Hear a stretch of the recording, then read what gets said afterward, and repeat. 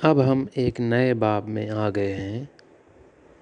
سنہری جنتوں کی شہزادی سے میری ملاقات، my meeting with the princess of the golden heavens.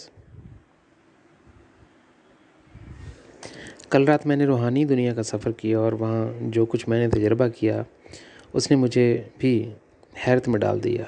حالانکہ میں پہلے بھی کئی بار روحانی مظاہر کا تجربہ کر چکا ہوں۔ جب میں جنتوں کی سیر کرتا ہوں تو میری آنکھوں اور دل سے کوئی چیز پوشیدہ نہیں رہتی۔ میں اپنے ارد گرد کے ماحول کو بہت جلد درست کر لیتا ہوں، اور جب کوئی وجود میرے سامنے کھڑا ہوتا ہے تو وہ اپنی اصلیت مجھ سے چھپا نہیں سکتا۔ مجھے اسے دوسرے طریقے سے کہنے دیں۔ جنتوں میں بالکل جانتا ہوں کہ کیا ہے، لیکن اس بار سب کچھ بہت مختلف تھا۔ کچھ بھی ایسا نہیں تھا جیسا کہ میں نے پہلے کئی بار تجربہ کیا تھا، اور جب میں اس کے بارے میں پیچھے سے سوچتا ہوں تو میں اس کی وضاحت کرنے کا واحد طریقہ یہ ہے کہ خدا یا جنتوں نے اس ایک روحانی سفر کے لیے مجھ سے یہ روحانی تحفہ لیا۔ جرمن زبان میں ایک کہاوت ہے جو اس صورت میں حال کی اچھی طرح عکاسی کرتی ہے۔ اس سفر میں مجھے اپنے روحانی ادراک کی صلاحیت کے حوالے سے لفظی طور پر اندھیرے میں ٹٹولنے کے لیے چھوڑ دیا گیا۔ بچوں جیسی سطح پر میں کہوں گا کہ روحانی دنیا میں میرے ساتھ کھیلتی ہے، در حقیقت مجھے دھوکہ دینے میں متحد ہے۔ اس تناظر میں جس بہترین اظہار کے بارے میں سوچ سکتا ہوں وہ جرمن زبان سے آتا ہے، کیونکہ وہاں وہ کہتے ہیں انہوں نے واقعی مجھے بیوقوف بنایا۔ They really fooled me۔ چند الفاظ میں بات کی جڑ تک پہنچ جاتا ہے۔ اس کو کسی اور طرح سے بیان کرنا میرے لیے ممکن نہیں، لیکن یہاں تک کہ اس سفر کے چند گھنٹے بعد بھی، لیکن میں اپنے قارئین کو مزید سسپینس میں نہیں رکھنا چاہتا اور میں شروع کروں گا۔ رات کے وقت مختلف نیلی مخلوقات میرے پاس آئیں اور کہنے لگیں، خدا نے تمہارے لیے سنہری جنتوں کی شہزادی کے ساتھ ملاقات کا بندوبست کیا ہے، اور جب تم روحانی دنیا میں آتے ہو تو تمہیں اس کے ساتھ کام کرنا چاہیے۔ وہ سنہری اور نیلی جنتوں میں تمہارے لیے واحد اتحادی پارٹنر ہوں گی، کیونکہ اب تک کوئی دوسرا انسان اعلیٰ مخلوقات کے دائرے میں داخل نہیں ہوا۔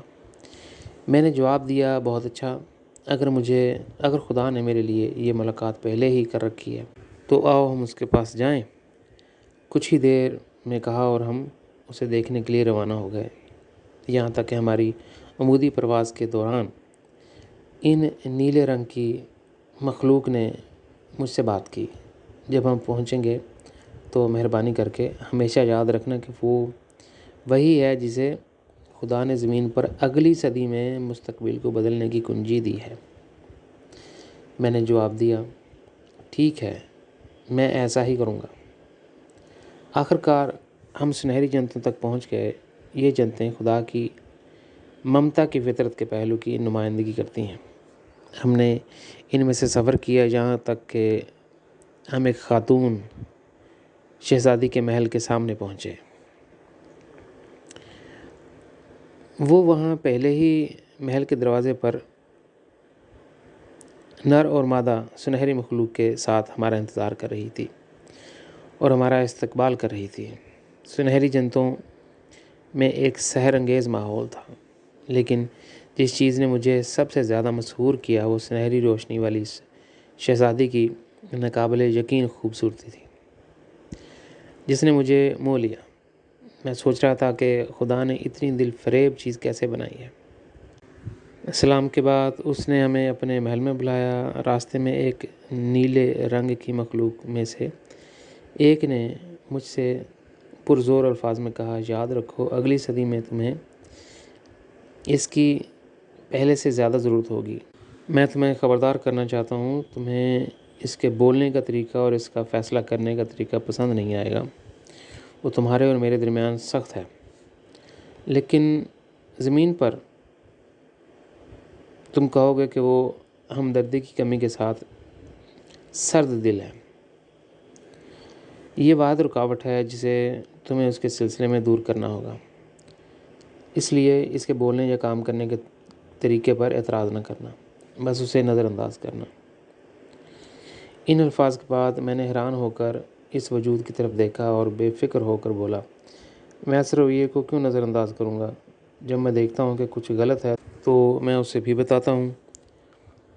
میں اس کے بارے میں اپنے اصولوں کی رعایت کیوں کروں؟ نیلی میں مخلوق ہستی نے دیکھا اور کہ میرا جذباتی مرحلہ بدل گیا اور میں حیران ہونے لگا۔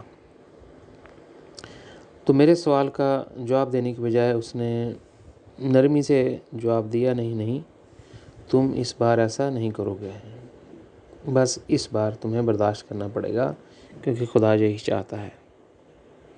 بے اعتنائی کے عالم میں واپس آیا۔ یہ مجھے بہت حیران کرتا ہے، لیکن اگر یہ خدا کی منشا ہے تو میں اس کی تعمیل کروں گا۔ میں خدا کے لیے کچھ بھی کروں گا۔ ہم محل کے وسط میں ایک بڑے ہال میں داخل ہوئے جہاں ہم نے اپنی نشستیں سنبھال لیں۔ اکیلے بیٹھنے کے انتظام نے واضح کر دیا کہ یہ کوئی پرسکون اجتماع نہیں ہے، کیونکہ نیلی مخلوق میرے ساتھ ایک طرف اور سنہری مخلوق ہمارے سامنے ایک طرف بیٹھی تھی، اور پھر لفظ بولنے گئے اور باتیں شروع ہوئیں۔ ہر وقت میں نے نرم مزاج بننے کی کوشش کی، لیکن اس سنہری شہزادی نے جتنی دیر اس نے بات کی وہ مجھے اپنے زیرو سے باہر نکالنے میں کامیاب رہی۔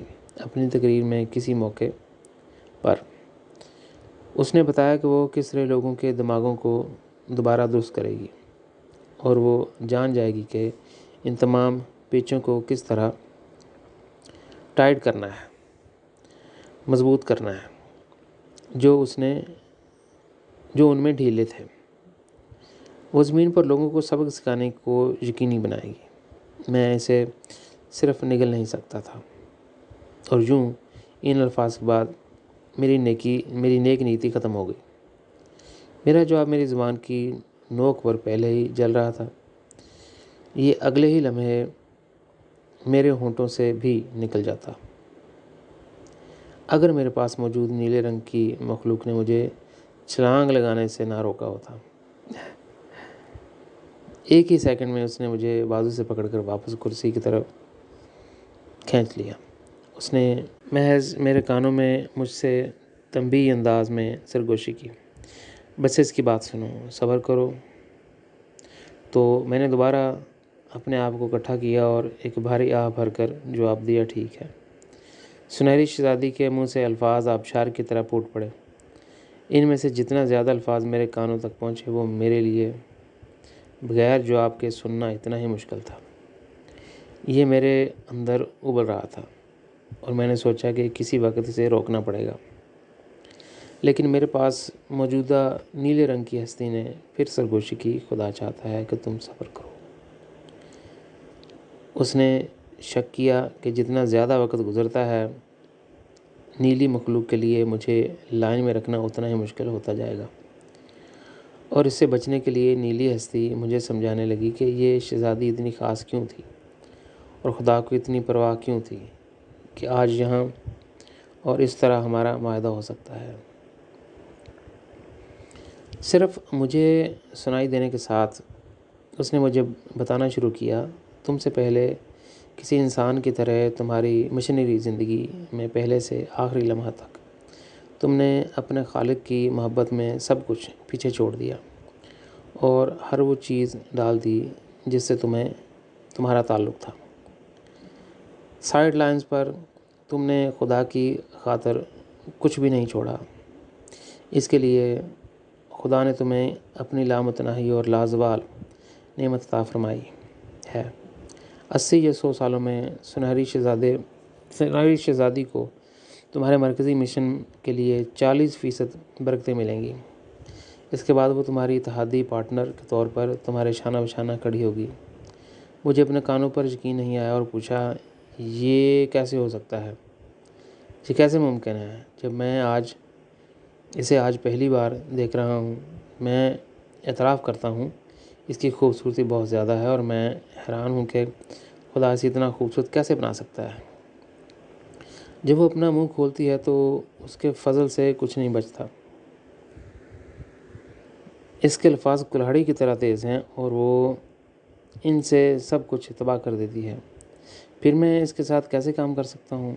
میرے رد عمل سے نیلی ہستی نے محسوس کیا کہ اس کی وضاحتوں نے مجھے پرسکون کرنے میں مدد نہیں کی، لیکن میرے صبر کو پہلے سے زیادہ بڑھا دیا۔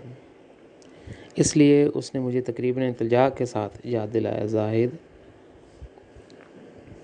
یاد کرو خدا نے کیا کہا، تمہیں اپنا مزاج برقرار رکھنا چاہیے، خدا کے لیے اپنے غصے پر قابو رکھو، بصورت دیگر تمہارا کوئی اتحادی نہیں ہوگا۔ نتیجے کے طور پر اگر تم نیلی اور سنہری مخلوق کے ساتھ کام کرنے میں کا فیصلہ کرتے ہو تو انسانیت کی قسمت اور بھی مشکل ہو جائے گی۔ وہ کس قسم کے اتحادی شراکت دار ہیں؟ یہ میرے لبوں سے نکل گیا۔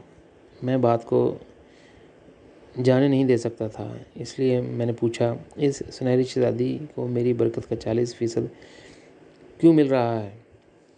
کیونکہ وہ واحد تھی جو تمہارے انکشاف کے ہیرے کو چمکا سکتی تھی اور اپنے الفاظ کے ذریعے ان میں موجود روحانی قدروں کو ایک خاص چمک دیتی تھی۔ تمہاری تمام تبلیغی زندگی میں کوئی دوسرا ایسا نہیں آیا جس نے یہ کام کیا ہو۔ 2080 تک تمہاری کتابیں یورپ کی روحانی اقدار میں تبدیلی کا باعث بنے گی اور ان تمام کتابوں پر ان کے خاص اظہار پیش کیا۔ اس نے خاص اظہار پیش کیا۔ صرف اسی طرح ایک نیا یورپ ترقی کر سکتا ہے۔ پھر بھی مطمئن نہیں۔ میں نے صرف بڑبڑا دیا، ٹھیک ہے، لیکن اس کے ساتھ جانے کے بجائے نیلی ہستی نے اب مجھ سے پوچھا، تمہیں آج کیوں پرواہ ہے اور یہاں مستقبل میں کیا ہوگا؟ ہم 80 یا 100 سالوں میں ایک وقت کی بات کر رہے ہیں۔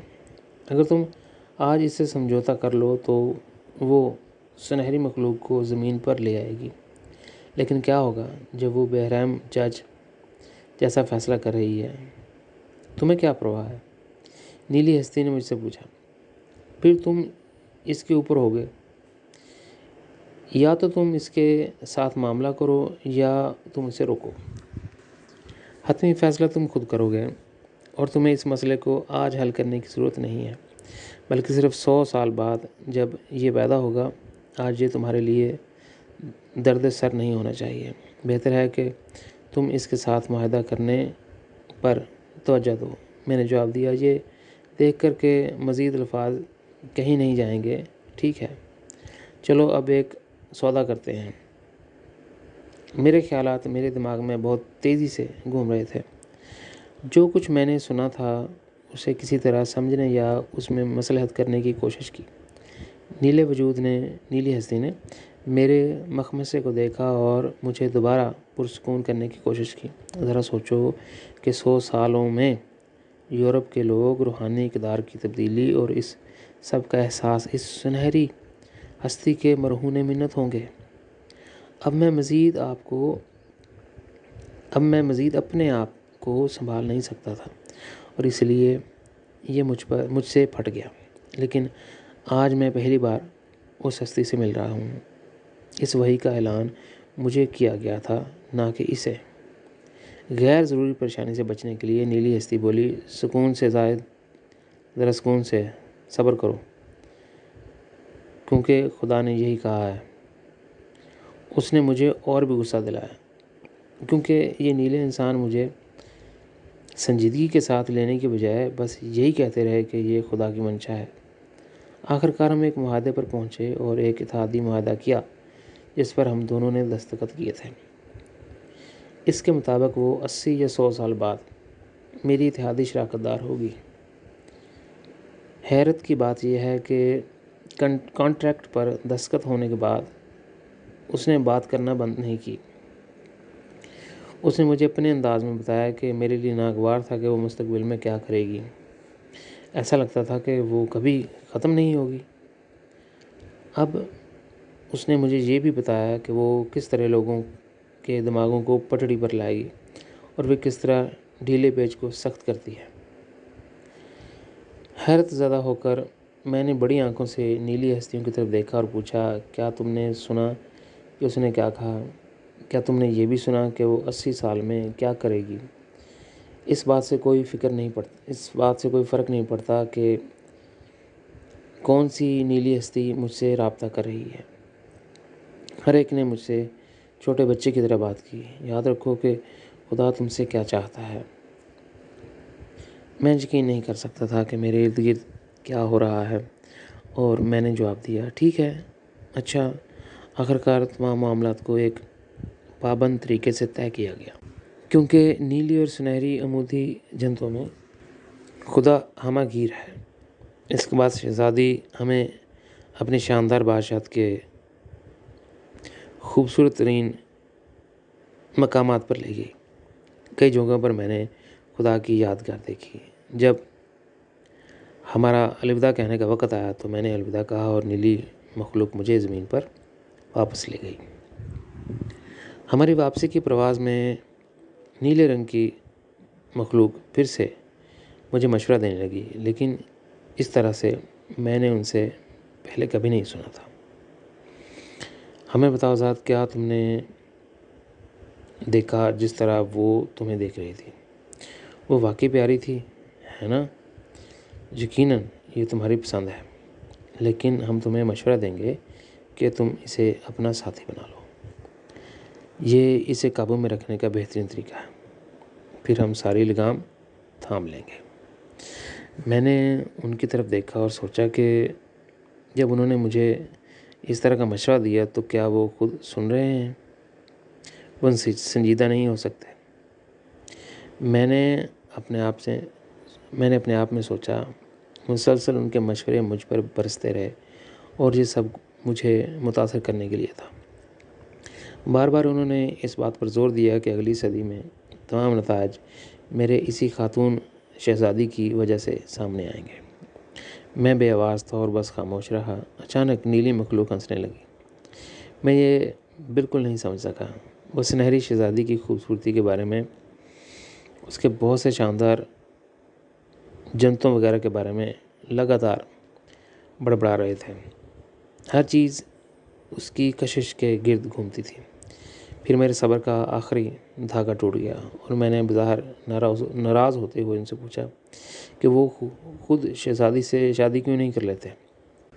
پھر انہوں نے کہا کہ وہ اسے لائن میں نہیں رکھ سکتے۔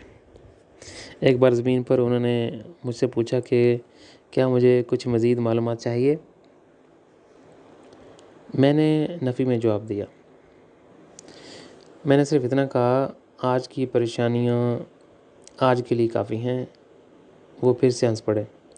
میں نے سنجیدگی سے ان کی طرف دیکھا اور جاننا چاہا کہ وہ پھر کیوں ہنسیں گے۔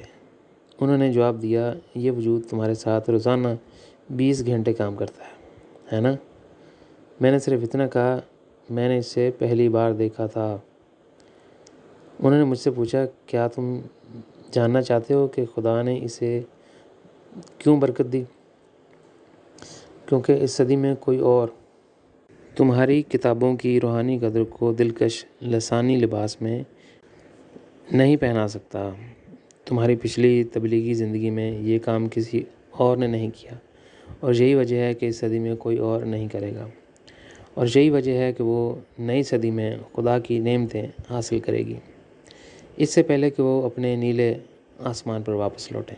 انہوں نے مجھے ایک لفافہ دیا جس میں لکھا تھا، یہاں وہ سب کچھ ہے جو تمہیں جاننے کی ضرورت ہے۔ جب ہم دور ہوں گے تو تم اسے کھول سکتے ہو۔ ان الفاظ کے بعد وہ چلے گئے۔ میں نے فوراً لفافہ کھولا۔ اس میں کرسٹین کی ایک تصویر سامنے آئی، جب وہ تقریباً 20 سال کی تھی۔ یہ بالکل وہی عمر تھی جب اس نے پہلی بار مجھ سے سامنا کیا تھا۔ تصویر کے نیچے مجھے یہ تحریر ملی، وہ روحانی دنیا میں سنہری شہزادی ہوگی۔ میں نے اپنے ہاتھ اپنے چہرے کے سامنے رکھے اور مسکراہٹ کے ساتھ کہا، او پیارے، او پیارے، وہ کیا تھا؟ یہ کیسے ہو سکتا ہے؟ اب میری آنکھوں سے ترازو گر گیا۔ کہ کرسٹین ہی وہ ہستی تھی جسے میں نے سنہری جندوں پہ دیکھا تھا۔ اس کی تصویر کے پیچھے میں نے ایک اور طے شدہ خط دیکھا۔ اس میں خدا کی طرف سے براہ راست ایک ذاتی پیغام تھا۔ تمہارے مشن میں بہت سے ایسے تھے جو صرف باتیں کرتے ہیں، لیکن وہ واحد تھی جس نے یورپ میں تمہارے مشن کے لیے تمہاری تعلیم کو ایک خاص لسانی اظہار دیا۔ اس بوجھ کو اس کے سوا کسی نے نہیں اٹھایا، اور تمہاری تعلیمات کو اس طرح الفاظ میں ڈھالا ہے کہ نئی صدی میں یورپ میں روحانی تبدیلی کا آغاز ہو سکے۔ میں اس کے ساتھ بہت خوش ہوں۔ یہ ہمیں کیا بتاتا ہے؟ جو دل سے خدا کی منشا کی پیروی کرتا ہے، خدا اسے برکت دیتا ہے۔ خدا کبھی غلطی نہیں کرتا۔ اپنی پوری مشنری زندگی میں دنیا کے کسی بھی مقام پر، نہ پاکستان، نہ ہندوستان اور نہ ہی یورپ میں نے اس جیسا کوئی شخص نہیں دیکھا جس نے خدا کی رضا کے لیے دن رات 20 گھنٹے کام کیا اور ایک خاص اظہار کیا۔ خدا کی تعلیم جیسا کہ اس نے اپنی مادری زبان میں کیا، اس کے تراجم دیگر تمام یورپی زبانوں میں کی بنیاد تھے۔ مجھے یاد ہے کہ خدا نے کچھ عرصہ پہلے مجھ سے کہا تھا، اب سے میں اس کے لیے جذبات کی دنیا کھولوں گا جہاں وہ اپنے جذبات کو کھولے گی، اور واقعی ایسا ہوا ہے۔ سوال یہ ہے کہ اب اس کے لیے صحیح وقت کیوں تھا؟ کیونکہ اب اس کی روحانی نشوونما کا وقت آ چکا تھا۔ جب ہم یہ دیکھتے ہیں تو ہمیں احساس ہوتا ہے کہ اگر کوئی شخص اپنی منشا سے اس سمت میں پہلا قدم اٹھائے تو خدا کچھ بھی کر سکتا ہے۔ خدا کسی بھی چیز کو پورا کر سکتا ہے، اور اگر اسے صرف اس کے کرنے کے لیے صحیح مقصد مل جائے۔ لیکن یہ کہانی ہمیں کچھ اور بھی سکھاتی ہے۔ خدا کا کسی کے ساتھ کوئی خاص معاہدہ نہیں ہے۔ خدا غلطی نہیں کرتا۔ اس نے بہت سی تخلیقات کو زندگی بخشی، اور وہ ان میں سے ہر ایک کو ذاتی طور پر جانتا ہے۔ اپنے اور خدا کی منشا کے بارے میں جانیں، آپ ہمارے خالق کے لیے کتنا وقت دیتے ہیں۔ جو شخص خدا کی منشا کے لیے سب سے زیادہ وقت لگاتا ہے اور اس کے لیے ہر وقت ممکن کوشش کرتا ہے، خدا اسے سب سے پہلے برکت دے گا۔ وہ سب سے بڑھ کر نمبر 1 بن جائے گا۔ شاید میں اس شخص کو روحانی زندگی میں نہیں پہچانوں گا، کیونکہ خدا ان لوگوں کو ایک نئی شناخت دیتا ہے، اور آپ اس روحانی تجربے سے دیکھتے ہیں کہ خدا کی نعمت کتنی زبردست ہو سکتی ہے۔ خدا کی منشا خدا کی محبت سے الگ نہیں ہے۔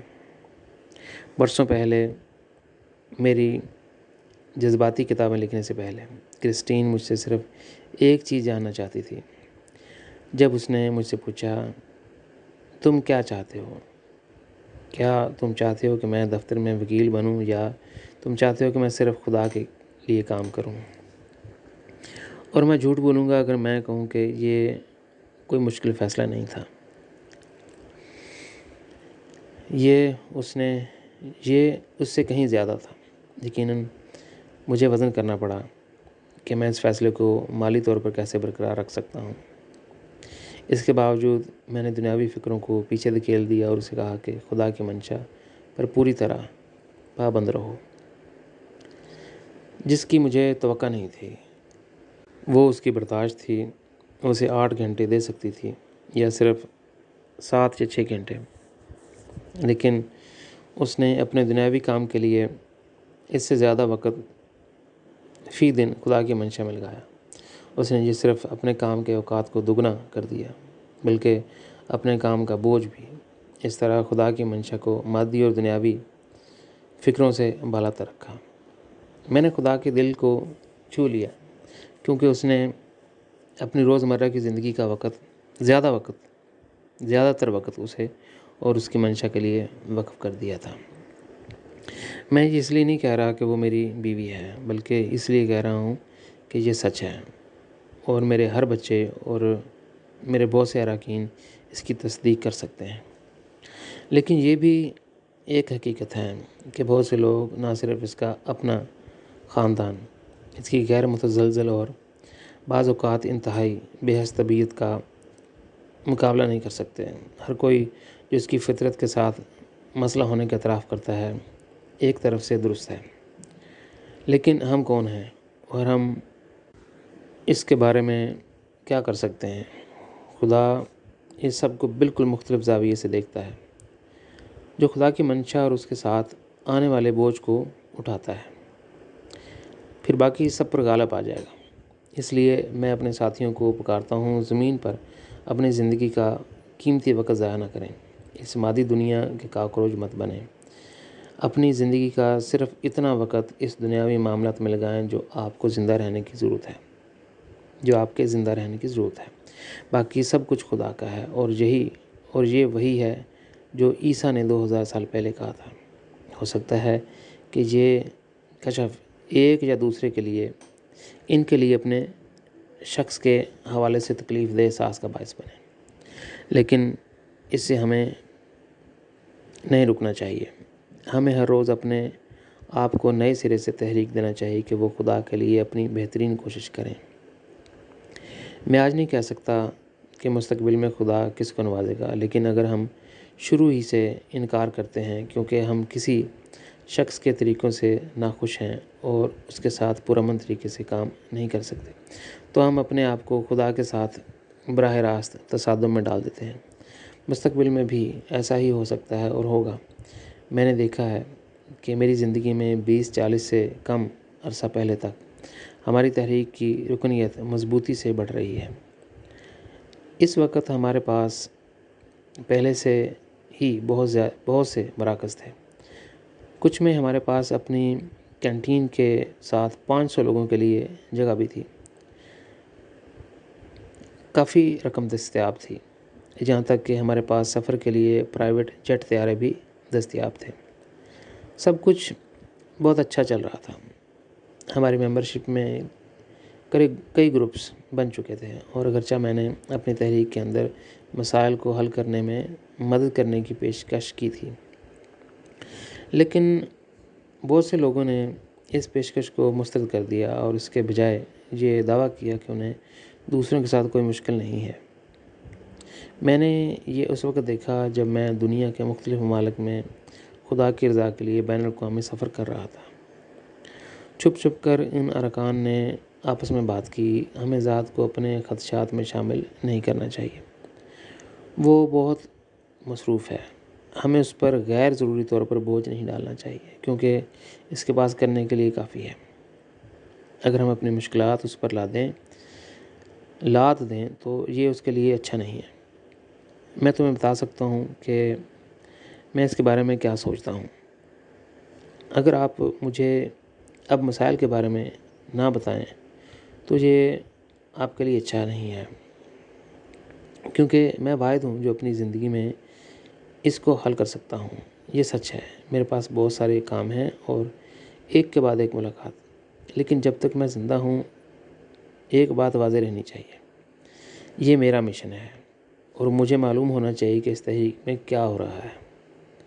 آج بھی یہی ہے اور آئندہ بھی ایسا ہی ہونا چاہیے، یہاں تک کہ اگر مستقبل میں کافی فنڈنگ ہے، مجھے مسائل کے بارے میں آگاہ کرنا ہوگا، کیونکہ حل نہ ہونے سے وہ بہت نقصان کا باعث بن سکتے ہیں۔ یہ وجہ ہے کہ اس طرح کے معاملات کو ابتدا میں ہی حل کرنا، یا دوسرے لفظوں میں پہلی نشانی پر ان کا خیال رکھنا بہت ضروری ہے۔ جب تک میں زندہ ہوں میں ان باہمی عدم مطابقتوں کو برداشت نہیں کروں گا جو دوسرے لوگوں کو خدا کی منشا کو پورا کرنے سے روکے۔ اب ہم ایک نئے باب میں آ گئے ہیں۔ میں نے اپنے بچوں کو کھو دیا، لیکن آپ نے اپنے نہیں کھوئے۔ I lost my children, but you did not lost yours. کل رات میری روح میرے جسم سے نکل گئی۔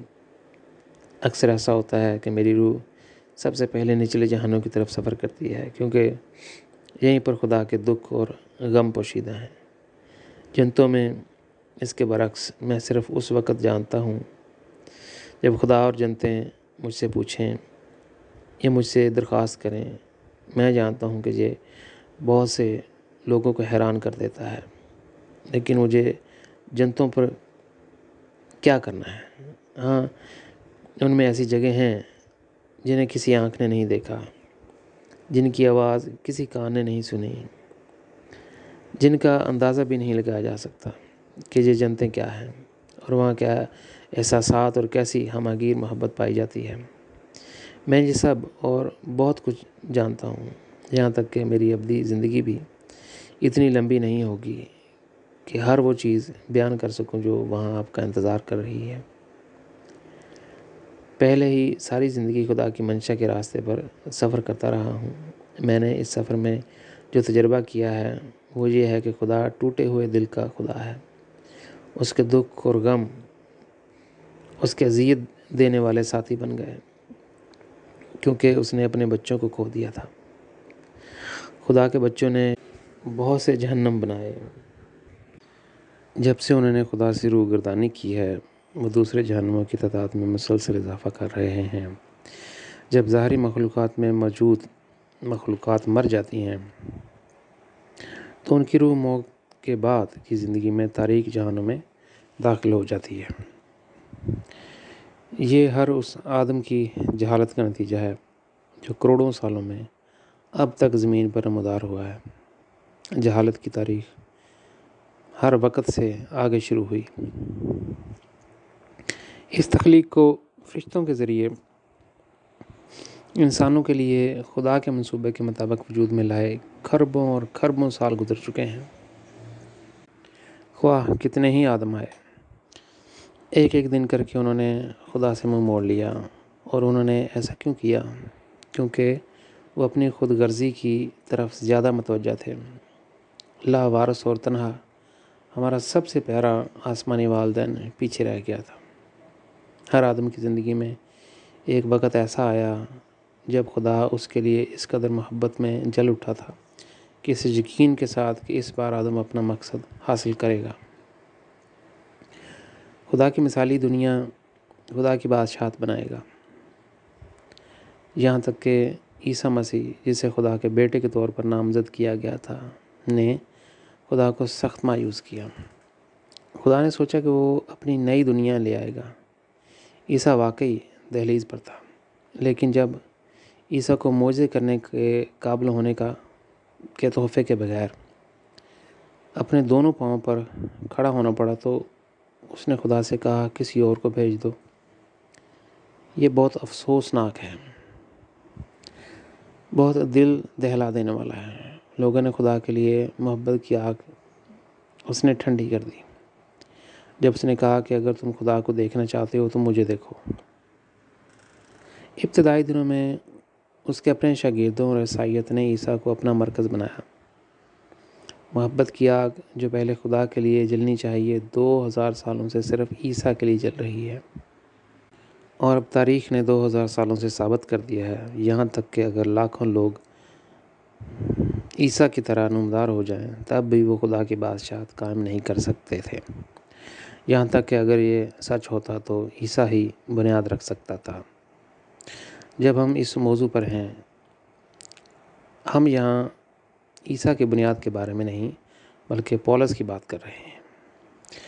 سال، جو ایک قاتل تھا اور بعد میں پال بن گیا، نے ایک نئے مذہب کی بنیاد رکھی۔ خدا کی طرف سے نیا مذہب بنانے کا کوئی منصوبہ نہیں تھا، لیکن اب ہم نچلے جہانوں میں اپنے روحانی سفر کی طرف آتے ہیں۔ میں نے تاریک جہنموں سے اڑان بھری اور اپنے بچوں کے چہرے کی طرف دیکھا جو ان گنت جہانوں میں بکھرے ہوئے تھے۔ وہ سب وہاں موجود تھے۔ میں نے بلند آواز سے کہا، اے خدا، میرے بچے جہنم میں ہیں، ان گنت مخلوقات میں۔ میں نے جہنم میں ان تمام لوگوں کو بھی دیکھا جنہوں نے میری مدد کی، جو ساری زندگی میرے وفادار رہے، اور میری نظر میں وہ بھی میرے بچے ہیں۔ میں مر گیا، میرا دل پکار اٹھا۔ اس وقت میں نے خدا کی آواز سنی، میرے بیٹے، وہ تمہارے بچے نہیں ہیں۔ تمہیں وہاں اپنے ارکان نظر نہیں آتے جو تمہارے لیے تمہارے بچوں کی طرح ہیں، یہاں تک کہ تمہارے پیارے بھی جو تم وہاں دیکھ رہے ہو وہ میرے بچے ہیں۔ جو لوگ تمہارے ساتھ اس طرح گئے ہیں وہ یہاں کبھی نہیں آئیں گے۔ تم جہاں میرے بچوں کے چہرے دیکھ رہے ہو وہ صرف تمہارے یا تمہارے وفادار ارکان کی طرح نظر آتے ہیں۔ وہ تمام لوگ جو مجھ سے پیار کرتے ہیں، میں نے روحانی دنیا میں ان کے لیے بے شمار کلون بنائے ہیں۔ در حقیقت وہ ڈبلز یا جڑواں بچوں سے ملتے جلتے ہیں، لیکن یہ وہ نہیں ہیں۔ وہ میرے بچے ہیں اور انہیں میں نے کھو دیا ہے۔ جیسے ہی میں نے خدا کے غم سے بھری آواز کو اپنے پاس آتے سنا، میرا دل ٹوٹ کر کنکریٹ ہو گیا۔ میری ٹانگیں بے جان ہو گئیں اور میں اس جہنم کے فرش پر گر گیا۔ میں نے اس لامحدود اندھیرے کو دیکھا جس کی کوئی انتہا نہیں تھی۔ روتے ہوئے میں نے خدا سے التجا کی، اے باپ، میں تمہارے تمام بچوں کو ان خوفناک جگہوں سے کیسے آزاد کروں؟ اس وقت یعقوب کی یاد میرے سامنے آ گئی۔ وہ 17 سال تک اپنے کھوئے ہوئے بیٹے کا ماتم کرتا رہا۔ اس نے اس کے لیے آنسو بہائے جو خدا اور انسانیت کے لیے ہونے چاہیے تھے، وہ آنسو جو اس کے مشن اور خدا کی منشا کے لیے ہونے چاہیے تھے۔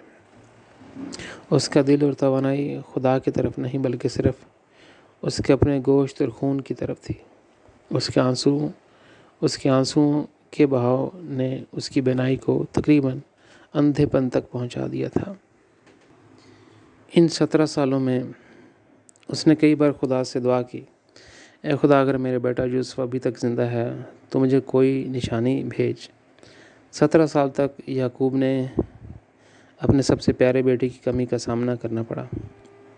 ایک دن وہ قبرستان کے پاس گزر رہا تھا جب اس کی نگاہیں بہت سی قبروں پر گھوم رہی تھیں، تو اس نے اپنے آپ سے سوچا، اوہ، میرا بیٹا مر گیا ہوگا، کیونکہ خدا مجھے کوئی نشانی نہیں دکھا رہا ہے۔ اس وقت ایک فرشتہ اس کے پاس ہے جسے خدا نے یعقوب کو سبق سکھانے کے لیے بھیجا تھا۔ اس فرشتے نے اس سے کہا، یعقوب، میں نے تیرے دکھ کے خیالات کو پڑھا۔ تمہیں لگتا ہے کہ تمہارا بیٹا یوسف فوت ہو گیا ہے اور خدا تمہیں کوئی نشانی نہیں بھیجے گا۔ شاید میں تمہاری مدد کر سکوں۔ یعقوب ٹوٹی ہوئی آواز میں بولا، ہاں، میں جاننا چاہتا ہوں کہ میرا بیٹا یوسف زندہ ہے یا مر گیا ہے۔ فرشتے نے پھر پیشکش کی، اگر تم چاہو تو میں تمہارے بیٹے یوسف کو اس قبرستان میں ڈھونڈ سکتا ہوں۔ یہ میرے لیے کوئی بڑی بات نہیں ہے۔ فرشتہ غائب ہو گیا اور یعقوب بوڑھا اور آدھا اندھا اس کی واپسی کا انتظار کرنے لگا۔ تھوڑی دیر بعد فرشتہ واپس آیا اور کہنے لگا، یعقوب، تیرے بیٹے کا نام کیا ہے؟ پھر سے بتانا۔ یعقوب نے جواب دیا، یوسف۔ فرشتے نے پھر اس سے کہا، یعقوب، اس قبرستان میں ان گنت یوسفوں کی باقیات پڑی ہیں جو خدا کے ہیں۔ خدا کے یوسف تقریباً لامحدود فوج تشکیل کر دیتے ہیں جو تحریک جہانوں میں مبتلا ہیں۔ تم مجھ سے کس یوسف کے بارے میں پوچھ رہے ہو؟ کیا تم صرف اپنے یوسف کو ڈھونڈ رہے ہو؟ یہ یعقوب کے لیے بیداری کا لمحہ تھا۔ تب سے وہ اپنی زمینی زندگی کے 21 سال سے زیادہ وقت کو خدا کی منشا کے لیے استعمال کرنے کے بجائے اس مقصد کے لیے ضائع کرنے پر پشیمان ہوا۔ یعقوب یوسف کے لیے اپنی باہمی محبت کی کشمکش کا شکار ہو گیا، خود اس سے بچ نہ سکا۔ یعقوب کو دردناک طور پر آگاہ کیا گیا کہ پہلی محبت خدا کی ہے اور اسے کسی اور پر ضائع نہیں کرنا چاہیے۔ لہٰذا یعقوب کے لیے خدا کی فراہمی اس کے بیٹے یوسف کی طرح منتقل ہو گئی۔ جوزف نے شہنشاہ کی برکتیں حاصل کرنے سے پہلے مصر میں اس کی بہت سی قیمتیں ادا کیں۔ 11 سال پہلے اس نے ایک نا امید شخص کو سلاخوں کے پیچھے نکالا۔ اس کی مشکلات کی داستان بہت طویل ہے۔ اسے بہت سی رکاوٹوں میں قابو پانا پڑا جو اس کے کندھوں پر سیسے کی طرح بھاری تھی۔ یوسف نے مصر کے شہر گوشین، سٹی آف گوشین میں وہ بنیاد رکھی جس میں چنے ہوئے لوگ ابتدائی 73 افراد سے بڑھ کر 4 لاکھ سے زیادہ کی فوج بن گئے۔ اس بنیاد پر موسیٰ ایک نئے نبی کے طور پر ابھرنے میں کامیاب ہوا۔ یہ ٹوٹے دلوں سے بھری کہانی ہے۔ آج آدم روحانی زندگی کے سنگم پر کھڑا ہے اور تقریباً مسلسل صرف بائیں طرف دیکھتا ہے، کیونکہ اس طرف سے اکثر لوگ گزرتے ہیں جنہیں اپنی دنیاوی موت کے بعد اب جہنم کی تاریک ترین جگہوں میں جانا ہے۔ یہ دیکھ کر آدم بار بار رونے لگتا ہے۔ اس کی روح میں درد بہت گہرا ہے اور بہت طویل ہے۔ مایوسی میں وہ بار بار چیختا ہے، اے میرے خدا، ہر گرے ہوئے وجود سے ایک سیاہ روح کے سوا کچھ نہیں نکلتا۔ اے باپ، یہ سب میری اولاد ہیں۔ طویل انسانی تاریخ میں کبھی کبھی اسے دائیں طرف دیکھنے کی اجازت دی گئی۔ پھر اس نے دیکھا وہ جو اتنی دیر سے تڑپ رہا تھا۔ آخرکار ایک نیک روح آئی جس نے خدا کی منشا کے لیے اپنے آپ اپنا لیا تھا، ایک چمکتے ہوئے ستارے کی طرح جو آدم کے پاس سے اڑ گیا۔ ہر بار آدم کو پکارا، دیکھو، ایک اچھے وجود میں ایک اچھی روح ترقی کرتی ہے۔ اس لمحے وہ خدا کو چھوڑنے، اس کی پیروی نہ کرنے پر توبہ سے مغلوب ہو گیا۔ آدم خود زمین پر خدا کی حقیقی راہ اور اپنے خالق کی منشا سے منہ موڑ چکا تھا۔ صدی میں ہر 100 سال میں صرف چند بار ایک اچھا انسان زمین پر ظاہر ہوتا ہے، لیکن یہ شخص بھی خدا کی بادشاہت کے لیے خدا کا دیا گیا خاکہ اپنے ہاتھ میں نہیں رکھتا اور نہ ہی اسے اس کا اندازہ ہوتا ہے۔ یہ روح پولس کی طرح ہے اور سول بن گیا۔ پولس کی طرح ہے جو سول بن گیا۔ پولس نے ایک نئے مذہب کی بنیاد رکھی جس میں ماننے والے عیسائی صرف عیسیٰ عیسیٰ کہتے ہیں۔ اور عیسیٰ کیا بولتا ہے جس کا نام وہ پوری شدت سے دہراتے رہتے ہیں؟ سنو جو اس نے خود کہا، اگر میں پولس کی روش کو اپنے اوپر استوار کر لیتا تو بنی ہوئی انسان کو خدا کی منشا کا منصوبہ معلوم ہوتا۔ اے کاش میں خدا کی دنیا قائم کر سکتا۔ میں زمین میں آگ لگانے آیا تھا۔ میں کتنا خوش ہوتا اگر میں اسے پہلے ہی جلتا ہوا دیکھ سکتا۔ او کاش میں خدا کے دل کو اس کی محبت کی تمام آسمانی کتابوں کے ساتھ ظاہر کر سکتا۔ اگر میں خود خدا کا دل بننے میں کامیاب ہو جاتا، وہ تمام الہی سچائی فراہم کرنے میں جیسا کہ خدا نے بنی ہوئی انسان کو چاہا تھا، تو آج تمام لوگ خوشی سے صرف یہ کہتے، اے خدا، اے خدا، اے خدا۔ یہ عیسیٰ کی بجائے خدا کی کارسازی ہوتی۔ خدا کی منشا اور ارادہ میں سے کچھ بھی نہیں ہوا۔ عیسیٰ نے اپنا مشن چھوڑ دیا۔ بہت سارے عیسائیوں کے قاتل پال نے ایک نیا غیر ارادی مذہب عیسائیت بنایا اور اس میں پیروکار 2000 سالوں سے غلط نغمہ گا رہے ہیں، عیسیٰ کے نام کے علاوہ کسی چیز کی تعریف نہیں کر رہے ہیں، لیکن ان کے دل میں یہ مقام صرف خدا کا ہونا چاہیے، نہ کہ عیسیٰ کا، کیونکہ خدا نے تمام مخلوقات کو پیدا کیا۔ اس نے یہ تخلیق صرف عیسیٰ یا کسی دوسرے انسان کے لیے پیدا نہیں کی۔ اس نے اس حیرت انگیز تخلیق کو اس کے ناقابل یقین فرق میں اس کی تمام مخلوقات کے لیے پہلوؤں کی بے پناہ دولت میں تخلیق کیا، کیونکہ وہ سب اس کے بچے ہیں۔ اس لیے خدا کو مرکز میں ہونا چاہیے اور کسی کو نہیں۔ یہی اصل خدا کی کارسازی تھا۔ ایک صدی میں صرف ایک بار ایک روح ہی ایسا کر پاتی ہے کہ تاریک جہانوں سے نکل جائے، اور یہ وہ لمحات ہیں جو آدم کے چہرے پر مسکراہٹ لاتے ہیں اور اسے بتاتے ہیں کہ خدا ابھی تک اس کی کارسازی پر قائم ہے۔ یہ وہ لمحات ہیں جو امید کو زندہ کرتے ہیں۔ ہر وہ آدم جو اس سے پہلے تاریخ میں ناکام ہوا، روحانی دنیا میں ہمارے آدم جیسا ہی حصے دار ہے۔ وہ اسی دکھ اور غم میں گھرے ہوئے ہیں، لیکن آئیے اپنے آپ سے پوچھیں کہ انہوں نے خدا کو کیوں چھوڑ دیا؟ ایک کے لیے یہ دنیاوی پریشانیاں تھیں، دوسرے کے لیے یہ مادی خواہشات تھیں، اور پھر ایک کے لیے یہ اس کی اپنی بیوی تھی جو اس کا خاتمہ بن گئی اور اسے خدا کی منشا سے دور کر دیا۔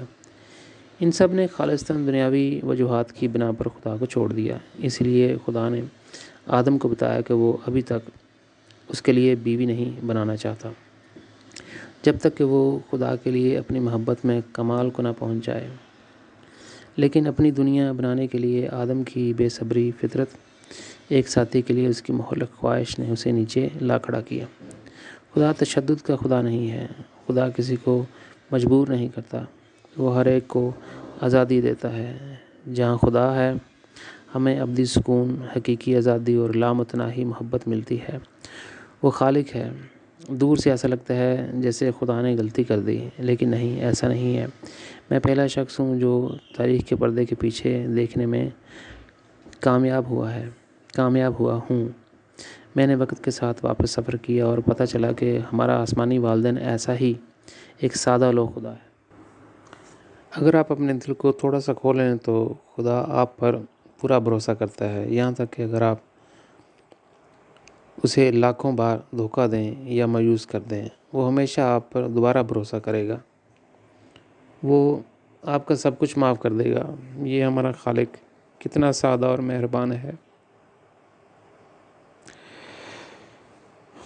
تکمیل کی خواہش سے کار فرما، وہ ہمارے ماضی کو بھولنے اور آپ کو بار بار ایک اور موقع دینے کے لیے تیار رہتا ہے۔ یہ انسانی جہالت کی کہانی ہے جو کبھی ختم ہوتی نظر نہیں آتی۔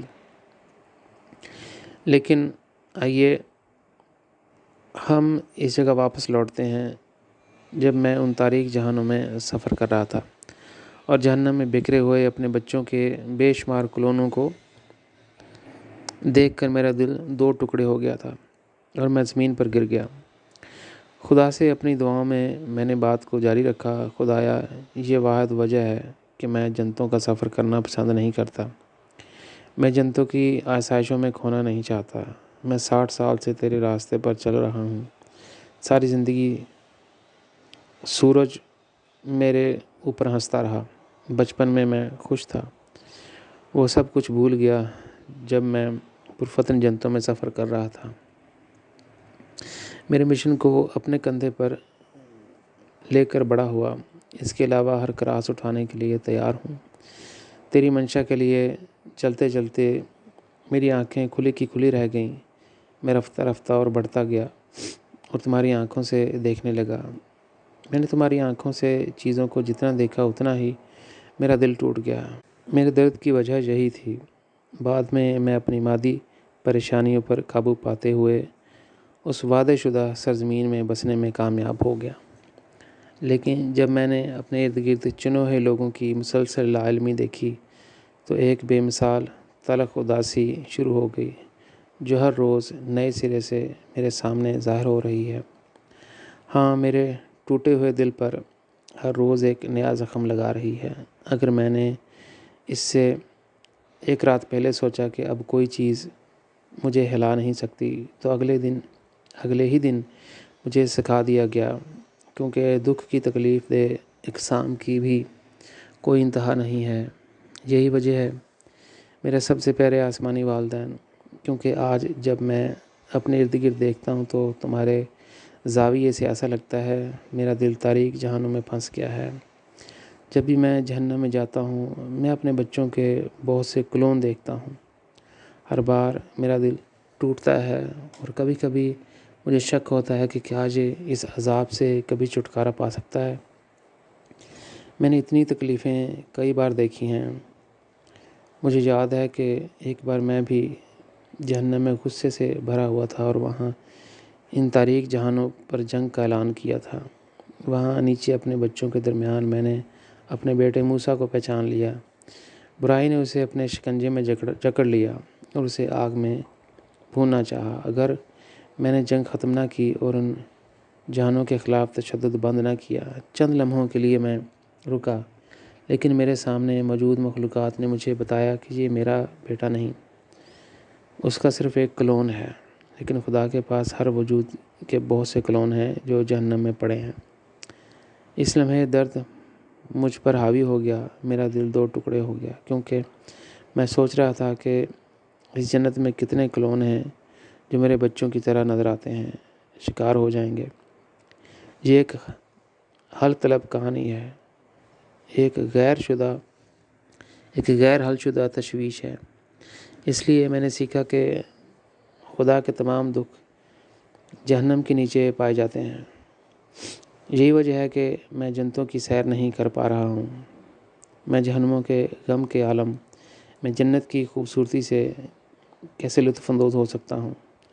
اور جنتوں کے خالی ہونے کی وجہ سے بھی یہی ہے۔ جب آپ وقتاً فوقتاً وہاں کسی روحانی وجود کو دیکھتے ہیں تو آپ اسے دیکھ کر مغلوب اور خوش ہوتے ہیں، پھر آپ اس روح کو گلے لگاتے ہیں۔ ان جنتوں میں پیش کرنے کے لیے بہت سے حیرت انگیز چیزیں ہیں۔ وہ آپ کو احساس ہوتا ہے کہ خدا نے ہر چیز کو اپنی مخلوق کی خوشی کے لیے بنایا ہے۔ خدا صرف پیار کرنا چاہتا تھا اور اس لیے خدا اپنے چاہنے والوں کو خوش دیکھنا چاہتا تھا، جو اسے سچے دل سے پیار کرتے ہیں۔ زندگی محبت سے پیدا ہوئی ہے، لیکن ان تخلیقات نے کیا کیا؟ انہوں نے خدا کو چھوڑ دیا۔ اس کی بہت سی تخلیقات نے ہمارے سب سے پیارے آسمانی والدین کے لیے ٹوٹے ہوئے دل کی ایک نئی کہانی کو جنم دیا۔ اتنے مسیحا بلائے گئے، وہ سب فخر محسوس کرتے تھے اور انہیں یقین تھا کہ وہ خدا کے مشن کو پورا کر سکیں گے۔ اپنے زمینی وجود میں کسی وقت انہوں نے اپنے آپ کو توجہ کا مرکز بنایا، یہ یقین رکھتے ہوئے کہ وہ اپنی نوعیت سے نمٹنے کے طریقے کو بہتر جانتے ہیں۔ ان میں سے کچھ تو یہاں تک کہ دعویٰ کرنے تک چلے گئے، یہاں تک کہ روحانی دنیا میں بھی، کہ خدا کا کوئی وجود نہیں۔ آخری مسیحا جو زمین پر مجھ سے پہلے چنا گیا تھا، کہا کہ موت کے بعد کی زندگی میں خدا نہیں ہے۔ وہ شخص کوریا کا سنگم مون تھا۔ وہ گر گیا اور خدا نے پھر دوسرے کو چنا۔ عیسیٰ کا آبجیکٹ ناکام ہو گیا اور خدا کیا کرتا ہے؟ وہ اپنے بچوں کو اپنے گھر واپس لے جانے کے لیے دوسرے کا انتخاب کرتا رہتا ہے۔ کوریا سے تعلق رکھنے والے اس شخص سے پوچھا گیا، کیوں خدا آج ہمیشہ کی زندگی میں موجود نہیں ہے؟ بہت پہلے وہ وہاں تھا۔ عیسائیوں کا تحریری عقیدہ بائبل اس کی گواہی دیتی ہے۔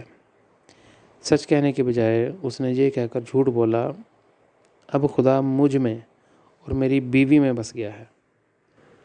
وہاں تم مجھے ظاہر خدا کے طور پر دیکھو گے، ہم دونوں ہی حقیقی والدین ہوں گے۔ یہی کہانی پہلے بھی ہو چکی تھی، جب عیسیٰ نے خدا کی کنجی چھین لی اور کہا، میں خدا کا بیٹا ہوں، سوائے میرے ذریعے سے کوئی باپ کے پاس نہیں آتا۔ اس نے صرف چابی چرا لی، لیکن جس کو اس نے اس کا پیچھا کرنے کے لیے مقرر کیا وہ پورا تالا بھی لے گیا۔ ہاں، اس نے خدا کا مقام چھین لیا۔ یہ افسوسناک کہانی صرف انبیاء اور مسیحوں کی جہالت کی وجہ سے ہے۔ اس سلسلے میں وہ خربوں بدھ بن گئے، کیونکہ ان سب نے خدا کی مرکزی حیثیت کو چرایا۔ وہ ان ہندوؤں کی طرح ہو گئے۔ پھر کون حیران ہے کہ اتنے لوگ مانتے ہیں کہ خدا موجود نہیں ہے، بلکہ صرف اس کی ایک قسم کی الوہیت ہے۔ لوگ صرف اپنے انبیاء کی عبادت کرنا چاہتے ہیں۔ آخر میں انبیاء نے اپنے آپ کو مرکزی حیثیت حاصل کر لی۔ اس لیے تمام مذاہب اپنے نجات دہندہ سے چمٹے ہوئے ہیں۔ لوگ اپنے انسانی رول ماڈل سے اتنی مضبوطی سے کیوں چمٹے رہتے ہیں؟ صرف ایک ہی نبی تھا جسے بجا طور پر سب سے بڑا اور بے شک سب سے ممتاز نبی کہا جا سکتا ہے، لیکن جب خدا کی شناخت کا معاملہ آیا تو یہ سچ ہے کہ اس نے اپنی زندگی میں بہت سی غلطیاں کیں۔ وہ خدا کی دنیا کو بھی وجود میں نہ لا سکتا تھا، لیکن ایک بات تھی جو اس نے کسی اور سے زیادہ واضح طور پر کہی تھی، اور وہ الجھنوں کے سیاہ بادلوں کو ایک طرف دھکیلنے کے قابل تھا جس نے خدا کو چھپا رکھا تھا۔ اس نے یہودیوں اور عیسائیوں اور اس زوال پذیر انسانی دنیا پر لعنت بھیجی، کیونکہ انہوں نے اپنے نبیوں کو وہ محبت دی جو صرف خدا کی ہے۔ اس وقت بھی لوگ اپنے انبیاء کی لاشوں کے سامنے جھکتے تھے، کیونکہ ان کی محبت صرف ان کے گرد گھومتی تھی۔ محمد نے اپنے پیروکاروں کو خبردار کیا کہ وہ اس کے ساتھ ایسا نہ کریں، لیکن بالکل ایسا ہی ہوا۔ مسلمانوں نے اس سلسلے میں اپنے جڑواں بھائیوں یہودیوں اور عیسائیوں کا ساتھ دیا۔ جو کچھ ہم آج ان تینوں مذاہب میں دیکھتے ہیں وہ وہی ہے جو ابراہیم سے آیا تھا۔ در حقیقت یہ وہیں سے شروع ہوا تھا۔ یہودیت، عیسائیت اور اسلام کی جڑیں ایک ہی ہیں، وہ ایک ہی درخت کا پھل ہیں۔ آخر میں ہمیں اسلام میں وہی جہالت ملتی ہے جس نے خدا کا دل توڑ دیا، اور ہر چیز کے باوجود خدا اب بھی محمد کو یاد کرتا ہے، وہ شخص جس نے اندھیرے کو دور کرنے اور خدا کی شناخت کو روشنی میں لانے کے لیے سب کچھ کیا۔ اگر محمد کامیاب نہ ہوتا تو تاریخ جاہلیت جاری رہتی۔ صرف یہی وجہ ہے کہ میں جنتوں میں سفر نہیں کرتا۔ یہ واحد وجہ ہے جس کی وجہ سے میں اپنی پرواز پر واپس آ جاتا ہوں، کیونکہ خدا کے دکھ اور غم جہنموں اور تاریک جہانوں میں موجود ہیں۔ لیکن کون ذمہ دار ہے کہ یہ تاریک جہان پہلے وجود میں آئے؟ انسانوں نے ابلیس کے ساتھ، برائی کے ساتھ اپنا عہد باندھا۔ مزید کہانی یہ ہے کہ انسانوں نے ابلیس کو گرتے وقت ٹانگ سے پکڑا اور اسے اپنے ساتھ نیچے گھسیٹ لیا۔ ابلیس صرف بعد میں شیطان بنا۔ اگر کوئی اس بارے میں مزید جاننا چاہتا ہے تو وہ میری کتابوں سے جان سکتا ہے۔ برائی کی جڑ انسانیت ہے، جو اب بھی اپنے ارتداد میں ابلیس کو پیچھے چھوڑ چکی ہے۔ یہی وجہ ہے کہ یہ زمین آج بھی تاریکی میں ڈوبی ہوئی ہے۔ پہلی بار خدا مجھ سے خوش ہے اور اس نے مجھ سے کہا، میرے بیٹے، جب میری بادشاہت زمین پر قائم ہو جائے گی، میرے اعلیٰ بچے وہاں رہیں گے، تم نے اس کی بنیاد رکھی ہے۔ اس دن میں تمام محبتوں سے مغلوب ہو جاؤں گا۔ یہ سن کر مجھے خوشی ہوئی۔ جب میں اڑنے ہی والا تھا، خدا نے مجھے واپس بلایا اور کہا، زاہد، میری آنکھوں میں دیکھو اور میری باتیں سنو۔ میں ہمیشہ کی زندگی میں تم جیسا کوئی نہیں پاؤں گا۔ اس امید کے ساتھ میں نے کئی تخلیقات کو جنم دیا، اور اگرچہ میری تخلیقات کی فوج بہت زیادہ بڑھ گئی تھی، لیکن میں ان میں تم جیسا دوبارہ نہیں ڈھونڈ سکتا۔ اس لیے تم نہ صرف میرے دل میں بلکہ میری روح میں ہمیشہ زندہ رہو گے۔ خاموش ترین لمحات میں میرے اندر صرف محبت ہی گہری رہتی ہے۔